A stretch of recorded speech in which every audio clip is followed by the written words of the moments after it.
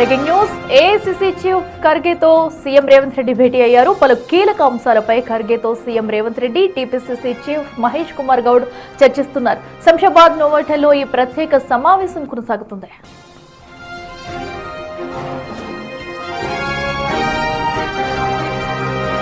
అటు AICC chief Mallikarjuna ఖర్గేతో CM Revanth Reddy అలాగే టీపీసీసీ అధ్యక్షుడు మహేష్ కుమార్ గౌడ్ కూడా కీలక సమావేశం నిర్వహించారు. మరి ఈ సమావేశంలో కీలక అంశాలపై చర్చించి పలు నిర్ణయాలు తీసుకునే అవకాశం కనిపిస్తుంది.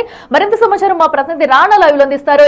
రాణా, ఈ కీ మీటింగ్ ని ఎలా చూడాలనుకుంటారు? సో ఈ మీటింగ్ లో ఏ అంశాలపై చర్చించి ఎలాంటి నిర్ణయాలు తీసుకునే అవకాశం ఉంది? తాజా అప్డేట్స్ ఏంటి?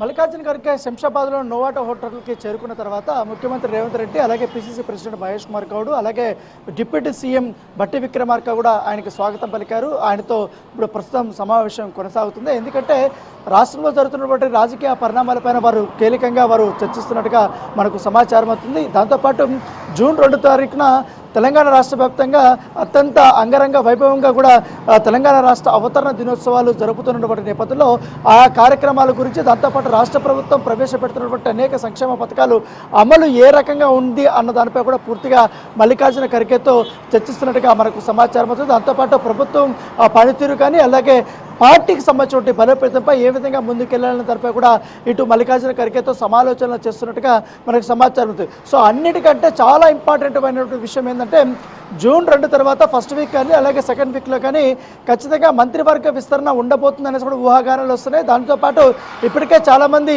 ఆశావాహులు ఇటు మంత్రి పదవులు ఆశిస్తున్నటువంటి వారు కానీ, సీనియర్ నాయకులు కానీ వీళ్ళందరూ కూడా ఇప్పటికే అధిష్టానాన్ని కలిసిన నేపథ్యంలో నిన్న ఏకంగా స్పీకర్ గడ్డం ప్రసాద్ కూడా ఇటు అధిష్టానాన్ని కలిసినటువంటి సందర్భం కూడా కనపడుతుంది.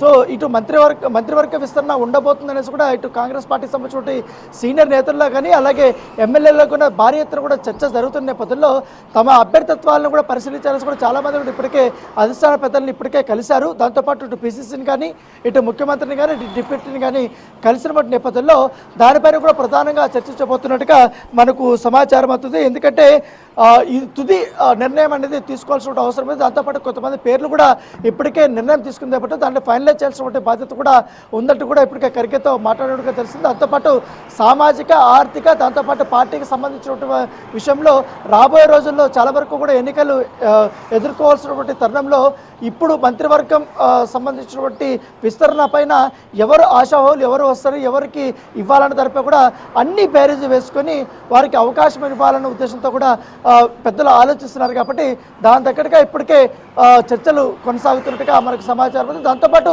ఇప్పుడు మొదటి దశ సంబంధించినటువంటి ఏదైతే నామినేటెడ్ పోస్టులకు సంబంధించిన విషయంలో చాలా వరకు కూడా భర్తీ అయిపోయి ఇంకా చాలా వరకు కూడా కార్పొరేషన్ చైర్మన్లో భర్తీ అనేది చాలా ఇవ్వాల్సిన అవసరం ఉంది. చాలామంది సీనియర్లు కూడా నామినేటెడ్ పోస్టుల పైన అనేక ఆశలు పెట్టుకున్న నేపథ్యంలో రాబోయే రోజులను దృష్టిలో పెట్టుకొని పార్టీలో వారు చేసినటువంటి సేవల్ని, దాంతోపాటు వచ్చే ఎన్నికలకి వారిని ఏ విధంగా వినియోగించుకోవాలన్న తరఫు కూడా ఒక స్పష్టతమైనటువంటి అవగాహనతో కూడా పిసిసి కానీ సీఎం కూడా ఉన్నారు. కాబట్టి వాటిపైన కూడా భర్తీ పైన తుది నిర్ణయం తీసుకునే అవకాశం ఉన్నట్టుగా మనకు సమాచారం అవుతుంది. దాంతోపాటు ఆ మంత్రివర్గ విస్తరణ తర్వాత ఉంటుందా లేకపోతే ముందే ఉంటుందో కూడా మనం వేచి చూడాల్సిన అవసరం ఉంటుంది. దాంతోపాటు ప్రభుత్వము అలాగే పార్టీ సమన్వయం ఏ విధంగా ఉండాలి, దాంతోపాటు మంత్రులు ప్రజలతో ఏ విధంగా ఉండాలి, దాంతో పార్టీ కార్యక్రమాలని ఇటు ప్రభుత్వ కార్యక్రమాలని ఏ విధంగా ప్రజల్లోకి తీసుకెళ్లాలని దానిపై సుదీర్ఘంగా వారు చర్చించబోతున్నట్టుగా మనకు సమాచారం అవుతుంది.